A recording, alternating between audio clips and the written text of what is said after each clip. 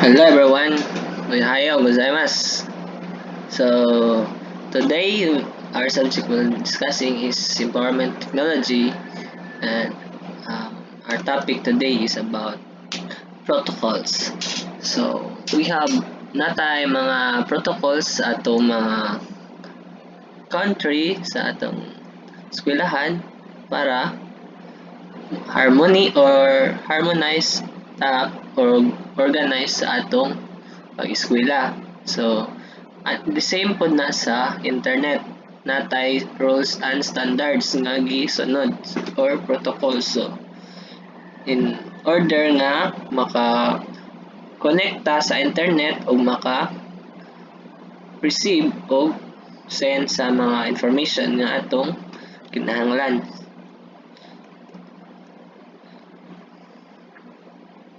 So these are the important terms and concepts on the internet and World Wide Web. So first is the HTTP or Hypertext Transfer Protocol. Second, the TCP or Transmission Control Protocol. Then the Internet Protocol, Uniform Resource Locator, Internet or Domain. So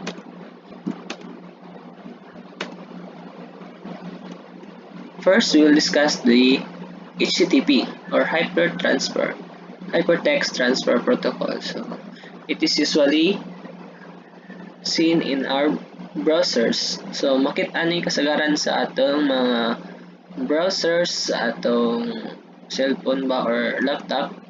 So, kung ma-open tag browser, we are indirectly making use of HTTP. So, its concept include the idea that files can contain references to other files whose selections will elicit additional transfer requests.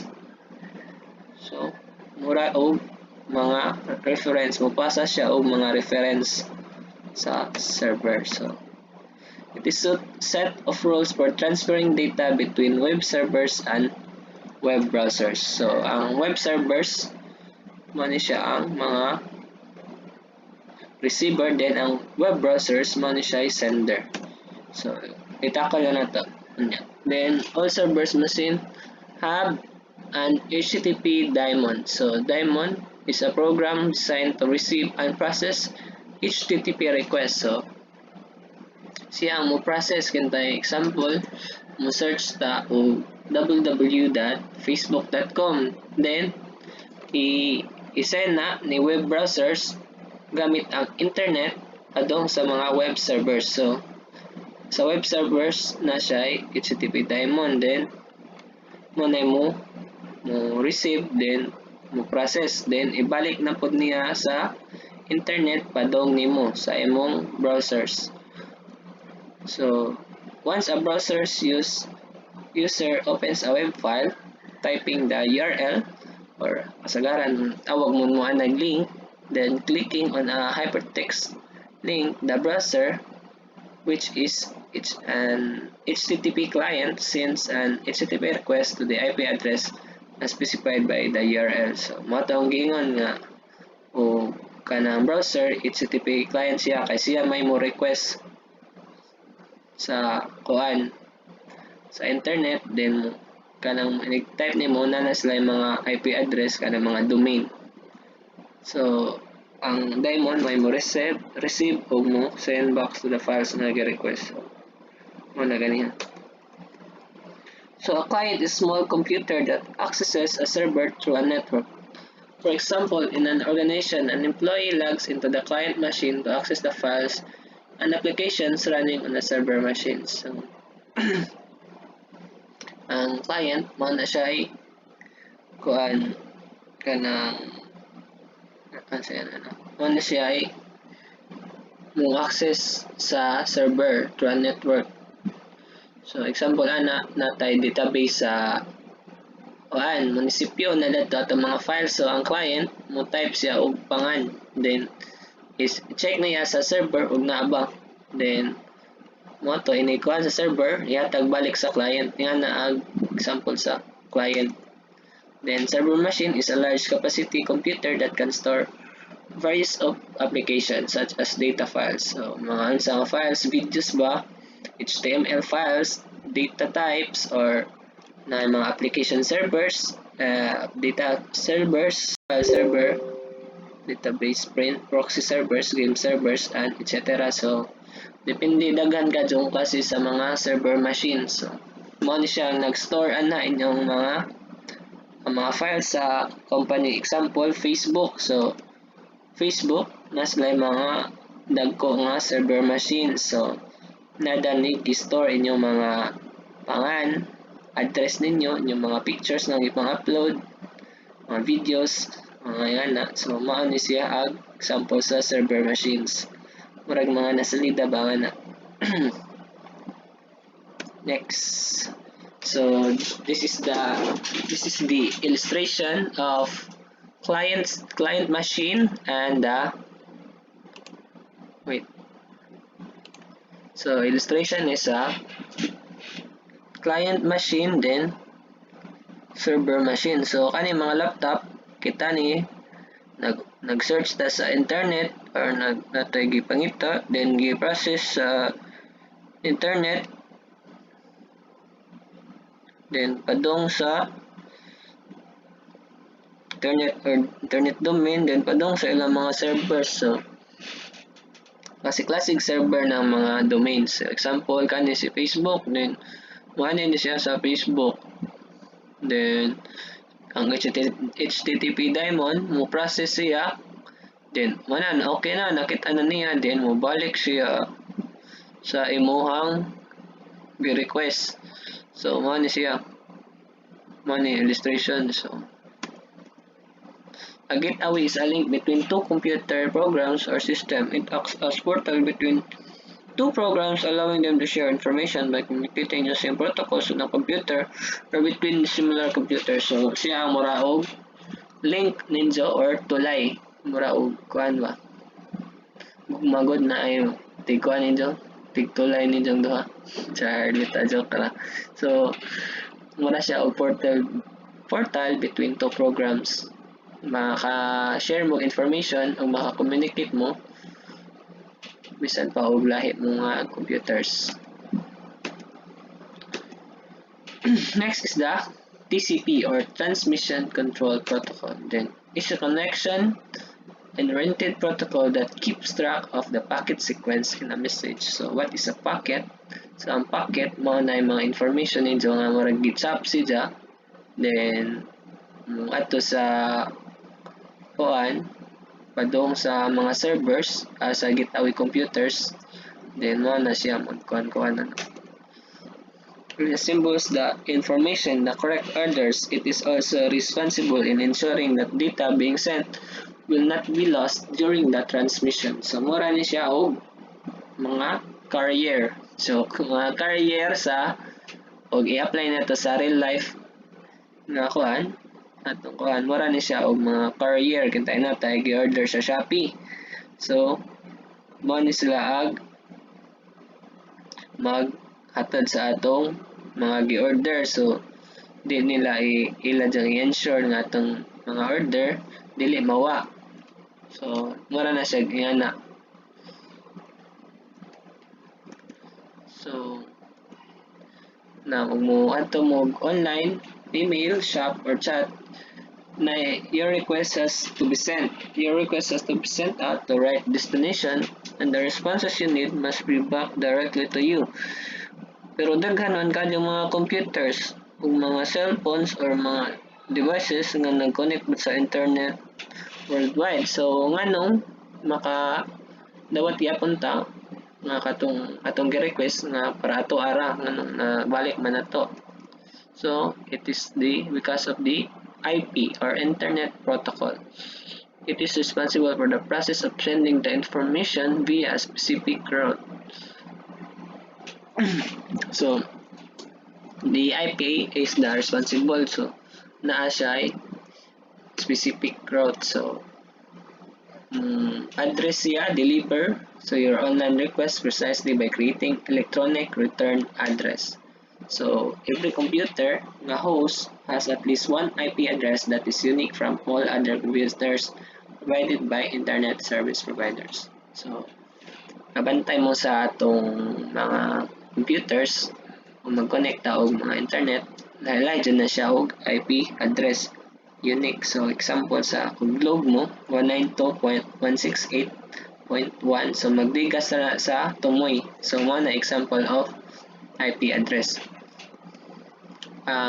There are two types of IP address dahil. So, naman IP address are usually written and displayed in human readable notation such as once man siya ay IP version 4 puros ra siya number then natay IP version 6 which is composed of alphanumeric. So alphanumeric man kay na may symbols na poy letters and numbers. So man siya.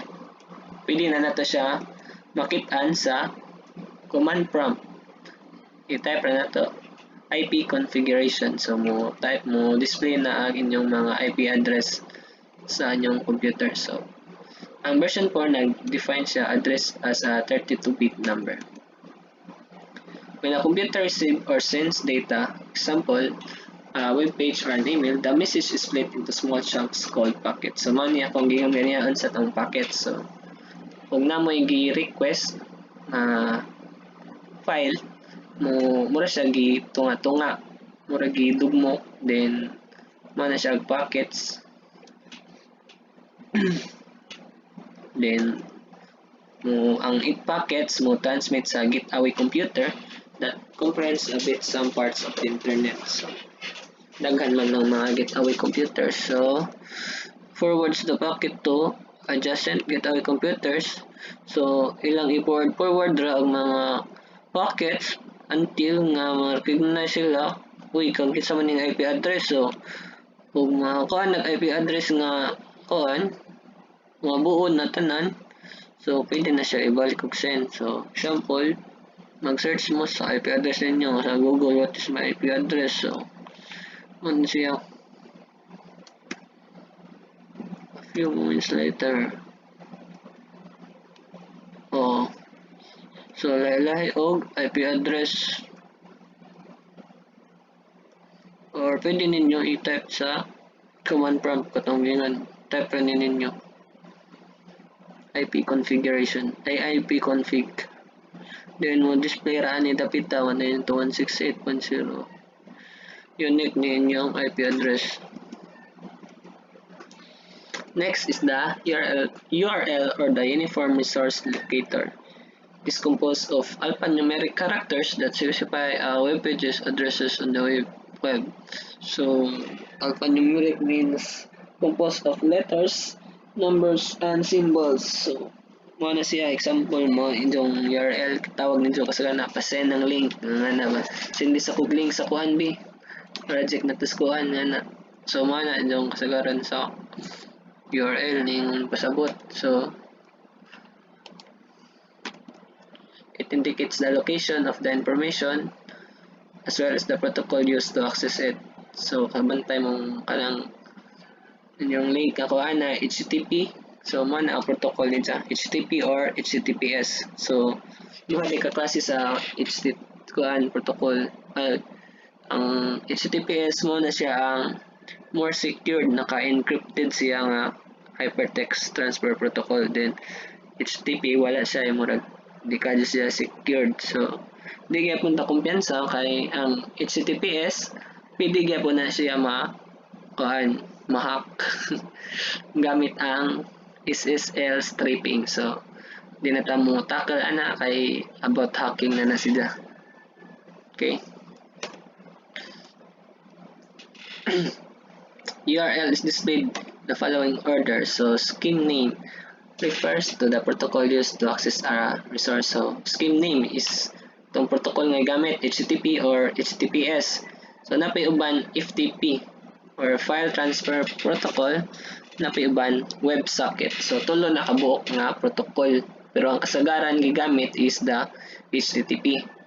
So gusto mo kay bao sa tulo, ang tulo is katong gingon ganiya HTTP, FTP, and the WebSocket. Then the colon and 2 forward slashes. So after sa protocol na siya colon, then 2 forward slashes. then location of the server. So naka-indicate ani ag domain. So domain name example facebook.com. So mo na location sa server.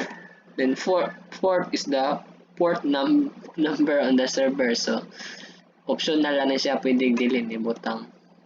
So ang default nga kuan HTTP maggamit siya port 80, then ang HTTPS is port 443. But a URL like HTTP colon 2 slashes www.example.com mo ni siya ang port numbers, then iyang kuan path, then specifies that the web browser connect instead to port 8080 of the HTTP server. So dili kuan 80 yang gamit, nag-specify siya nga 8080 yang gamit nga port. So a URL is this ID. Ang the fifth is the location of the resources of the resource, also known as path. Then sixth is the fragment identifier, also known as query string. So optional siya. So if a query string is specified, it's preceded by a question mark. So kasagaran mga query string or fragment identifier na siya mga symbol na question mark or mga slash, kanang siya slash, may mga symbols. Ano na to example? Fragment identifiers na siya strings, sources can use some parameters for search or as data to be processed. It is usually a string name and value pairs. For example, term is equal to bluebird. Name and values are separated from each other by an ampersand or kani-an na symbol. Na example lang. So kani mo ni ag name, then na siya tunga nga ampersand nga sign. Then mo ni ag value. Source is equal to browser, then search. So mo na siya ag query string or fragment identifier. query. So example, mo ni katong HTTP, mo ni ag protocols. So scheme name. So contain sa mga protocol nga tang gamit. Then colon, then 2 forward slashes. Then kani is the domain or the location of the server, www.ibm.com. Then ang kani mao na ni siya ag path or the location of the resource. So murag mo ni siya ag location nila. Pa siya ay port number. So https.google.com. So example mo na ni siya ag scheme name colon, then 2 forward slashes google.com domain, then kani ag fragment identifier. So mao ni ag fragment identifier na sa question mark search, then client is equal to Firefox B. So mao ni siya ag name, then value kay kuan siya gi taliwadan og ampersand nga sign, ampersand sign. So another example mo ni ag sarong makalimot pa mo scheme name or the protocol, then ayo alam ti ag kani colon, then 2 forward slashes the domain, location of the server, then path or the location of the resource. So tanawa ay kalainan sa fragment identifier og sa path. Ang path is mura og magkuan siya sa asay location. So usually mag-end siya og .html or mga .mp4, something like that. Then ang fragment identifier na siya mga question mark composed of strings, then na siya mga equals or mga symbols plus or equals. Next is the domain name. So from sa URL topic, kasagaran domain name is mga google.com, facebook.com, Twitter.com, Instagram.com. So, man ay mga domain names to indicate the control or ownership of internet resources. So, its purpose is to provide names that are easier to be memorized by internet users rather than numerical address uses in internet protocol. So, gituyo na ang kuan kana na domain name kay why domain name i-type nimo ang IP address sa facebook.com so lisod kadto timan-an ang IP address taas ba pod din mas dali og word siya so manay purpose niya sa facebook.com google classroom.com ay classroom.google.com like that. So the full domain name may not exceed a total of 250 American Standard characters in the textual representation that can be comprised of one or more labels and conventionally concatenated with a full stop or dot. Domain names are categorized in subdomains or subordinate labels starting from right to left. So first is the top level domain, the highest level of the domain. So kanang mga tumoy sa domain. So example katong atong kuan mga .com, .info, .gov, .net, .ph, .uk, .ce, .us, etc. So maunay mga kani siya GTLD ang gigamit na generic top level domains. Then kani country code so .ph mga familiar naman man no kay hiling man og mga search sa websites. So man ay top level domain mo na pinaka right side sa domain. So example www.facebook.com. So ang .com mo na siya ay top level domain. So every domain always ended with a TLD level. So second level domain usually based on the name of the company, product, or service such as co in bbc.co.uk and hotmail in hotmail.com or katong yung facebook.com. So kasagaran ang second level domain mo ni siya. Ang first top level is kani. So pwede nimo Facebook, Instagram, Twitter, Discord, anything na exist nga domain. So kasagaran mga kuha na siya pangan sa company. Then third level domain is usually but not generally used to indicate the type of host server. For example, ftp.example.com. So kaning FTP man siya ang third level domain. So nag-indicate siya og unsa nga server. So ang gingon ninyo nga na ay tulo ka protocol katong HTTP, FTP, and the WebSocket. Then kani siya FTP is one of the protocol. So gi-indicate niya nga unsa nga server. So mao siya ang third level domain. So www.whatis.com could be a worldwide server. So kani pong www World Wide Web Server. Then mail.google.com. So kaning mail mo ni siya ay third level domain. Kani ang second level domain, then kani ang top level domain. So certain na ba? So from the left to the right ang isang paan. So example ani with 4 levels of domain label is kani siya upat ka level siyang domain. So mani ang top level, mani ang second level, then subdomaining kaning SOS subdomain ni siya aning state.oh.us, then kaning state subdomain sa oh.us, so etc.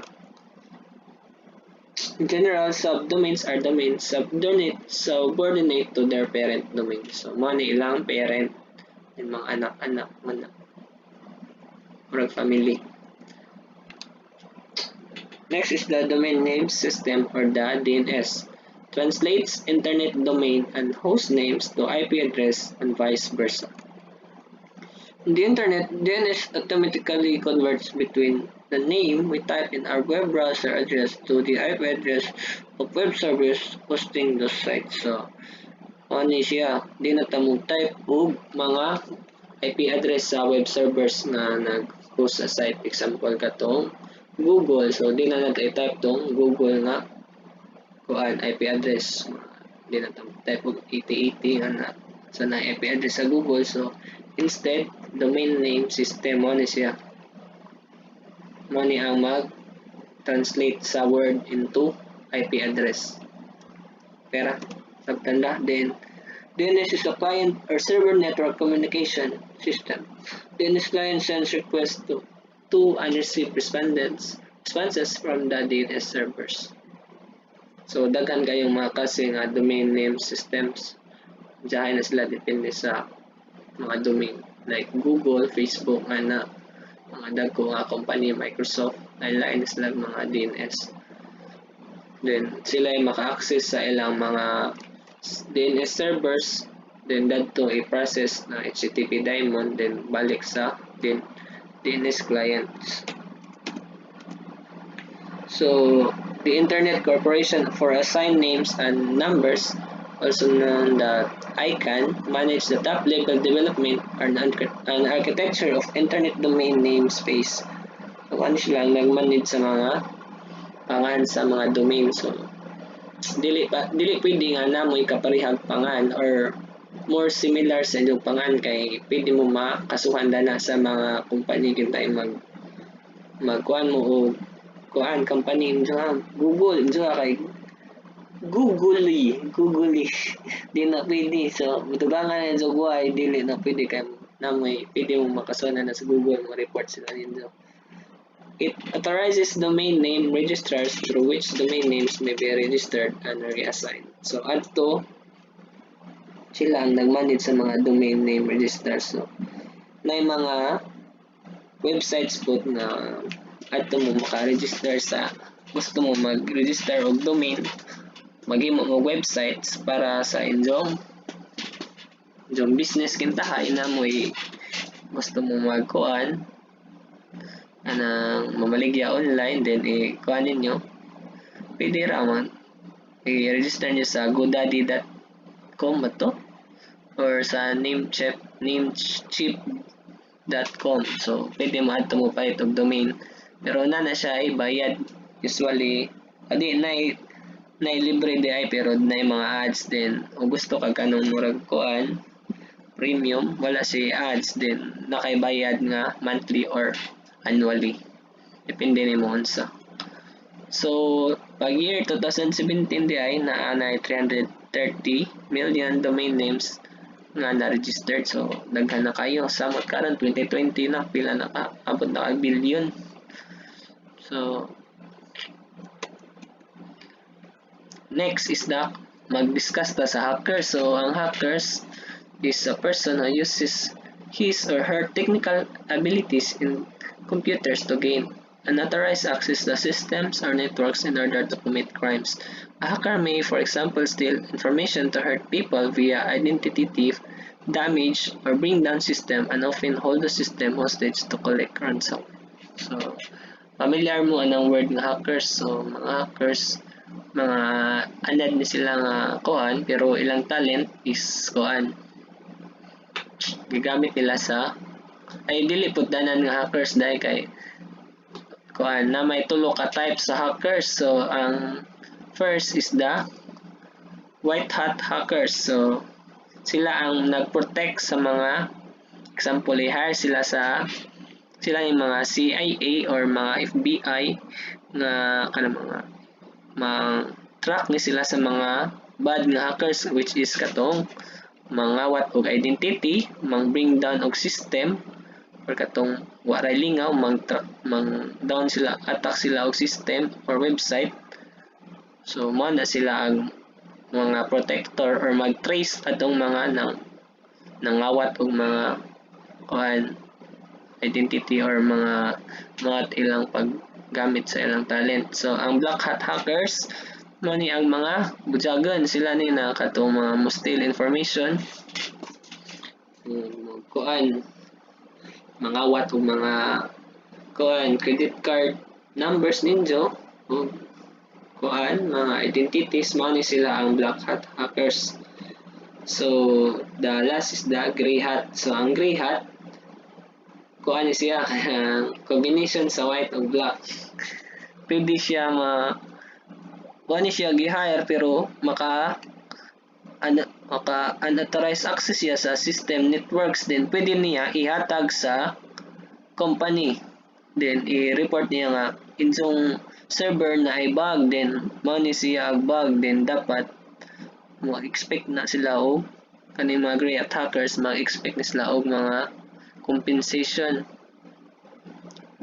murag bayad ba murag reward nila nga na sila nakakita na nga bug, dapat rewardan mi ninyo nga na sa company.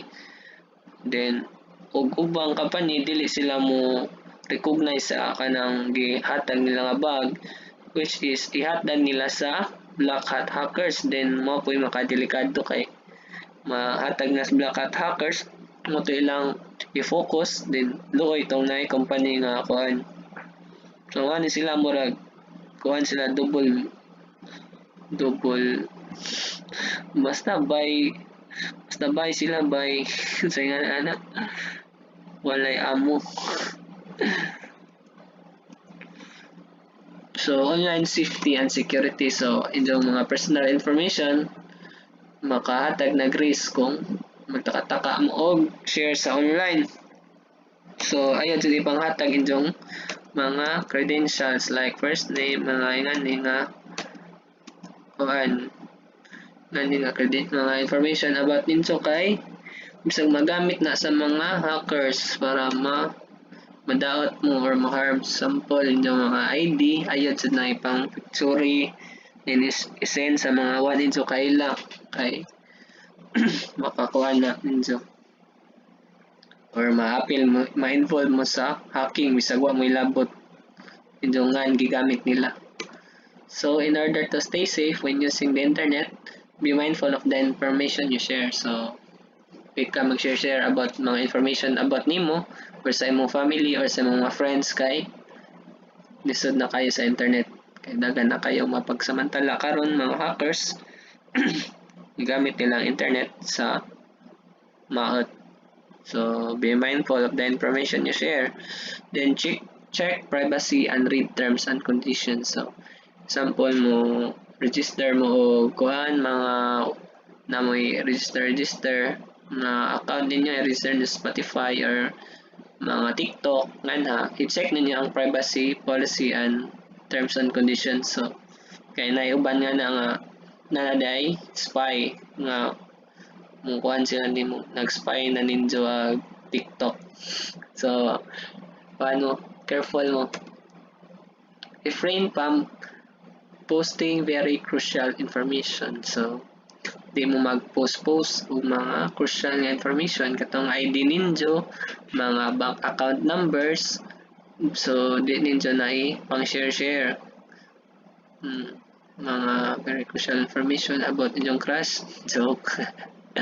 So kana do not reply to an unknown or suspicious email. So bantay pod mo kay ang mga hackers karon mag-send na sila og mga messages or mga link sa inyong email address, emails, then i-click nimo sa link, mura siya og Facebook o forma na siya login ay enter password, then example kuan adik Mobile Legends, then i-click ninyo nga link, then get kuan legendary skin of Goshen, then i-type ninyo inyong email address sa email password and enter ninyo, which is phishing na to siya, phishing ang tawag dana kay ang ini-enter nyo sa credentials. So ang credentials nga inyong gi-send to sa email sa hacker, then matinga mo kay error man bisag mao ang kuan gi input nga email address o password. So mo na siya kuan di mo magtaka-taka og kanang enter sa inyong mga email o password kay ma-hack mo. Unless na HTTPS dapat kuan jud secure jud, pero di na kumpiyansa HTTPS ko dron kay nanay mga mag-strip sa to SSL stripping. So never log into public networks or Wi-Fi. Avoid entering to unsafe and not reliable websites. Then kanipod uban mo adto sa mga websites nga kuan example mga black market na content na wa mo kay nga in-open niyo ng website na automatic na nag-run nga background sa inyong nag-run dito sa inyong computer, which is nangulikta siya dito og file sa imong computer wa kakaibaw sa process, pero mo lagi to makawat nag mga kuan mo files or information na nakasave sa imong computer. So mana then akong kuan advice kung maggamit mo computer ayaw mo pag full screen, kay ang mga hackers bisan pa og wa kailan ninyo then makaibaw sa inyong kuan, basta ayaw mo pag full screen mo na ang advice ninyo. So make sure to install antivirus software and update it regularly. So mag-install mo antivirus, I recommend nga kanang premium or paid nga antivirus, kay kanang mga free di kayo kasaligan, then update it regularly. So mag-update mo kalingaw then kanang mga crack nga programs bantay pud na kay na mga virus uban. So more to then na to amping ay dyan ninyo mga information kay magamit na against ninyo. So hinaot naka-learn mo today about sa protocols. So magkwanta sum up ta sa atong topic katong protocols. Money ag client machine which is client which is kamo, then nag search mo or ni request mo og information sa Google, then ang Google na sila ay web servers ng machine servers na mga dagko nga machines na HTTP diamond dadto mo tay mo process sa inyong request, then ibalik sa inyong moagi sa internet. So nga na ag protocol sa internet ajang rules and regulations. So hinaot nga nakasabot ra mo. Salamat o God bless. Keep safe everyone. Bye bye.